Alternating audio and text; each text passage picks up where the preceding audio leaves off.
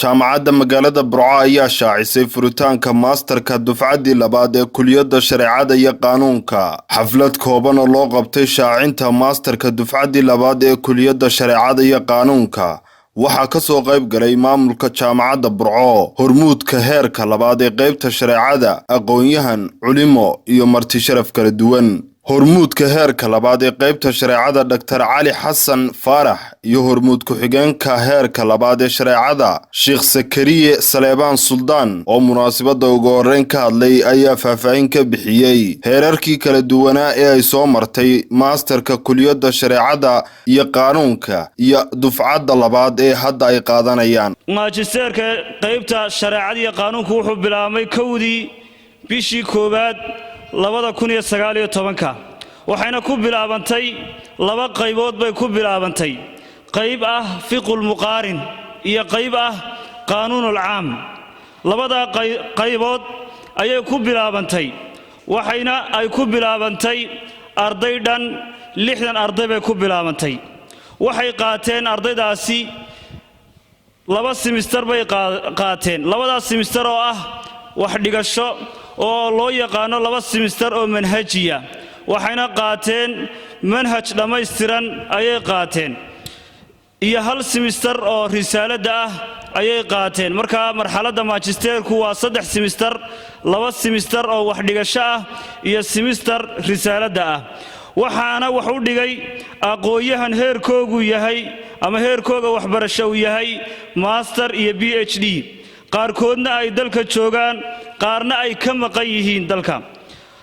waxaana ay ka koobnaayeen ardaydaasi marxaladaha aan ku bilownay. ardayda marxaladda aan ku bilownay waxay ka koobnaayeen maamul gobol iyo maamul degmo iyo maamul jaamacadeed iyo iskuullada iyo garsoorayaal iyo macallimiin bay ka koobnaayeen.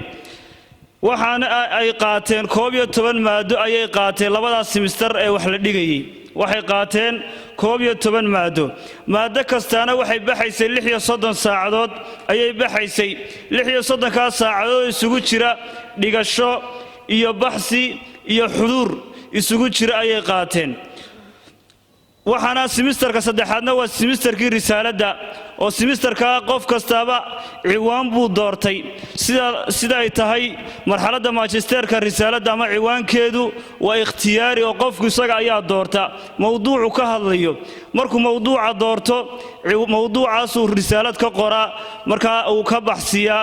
marka waxay ku guda jiraan risaaladaas dafcaddii koowaad ku guda jiraan halkaas waxbarashadu u maraysaa. bisha koowaad labadeeda 2020 ku eegtahay ayay diiwaangelintu ku eegtay. 3 bisha koowaad 2020 sanadka cusub ilaahay khayrkiisa la gaarsiiyay waxa bilaabmaya diraasada oo ah maalin jimco ah.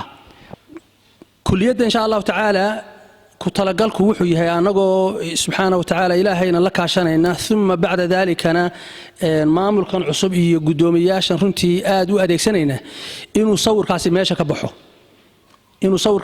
ka baxo oo reality-gu ay noqoto ardayga shareeca islaamiya bartaa laba guulood buu wataa, guul adduunyo iyo guul aakhiro labadaba wuu wataa. waxa insha Allah ta'ala qorshaha iyagu yahay selectively marka hore dad ehel u ah in loo doorto dadka ardayda wuxuu dhigaya iyo qodobka labaad in lagu markaa lagu dul ilaaliyo oo markaa runtii check up lagu sameeyo oo macallinku xiisada siduu u dhigayo oo kalaaskiisa lala fadhiisto oo lala eego oo dariiqada uu u dhigayo xiriirka u dhaxeeya macallinka iyo ardayga iyo waxyaabaha la midka. waayo master marka laga hadlayo degree-na way ka duwan tahay, iskuul hoosena way ka duwan tahay. waa darajada marka daraasaadul culya marka la yiraahdo waa dhexdhexaad, doctorun ba ka sareysa. marka inta yada aad iyo aad loo ilaaliyo waan ku talagalaynaa iidanka Ilaahay. dhakhaatiir iyo culimo madasha ka hadlay ayaa ku dheeraaday muhiimadda ay leedahay barashada kulliyadda shareecada iyo qaanuunka waxaanay shacabka magaalada Burco ugu baaqeen inay isdiiwaan geliyaan. gudoomiye ku-xigeenka jaamacadda Burco Xiis Cismaan Xirsi oo munaasabada soo xidhay ayaa sheegay in kulliyadda shareecada iyo qaanuunku ay baaldahaba kaga jirto jaamacadda Burco iyo guud ahaan gobolka Togdheer.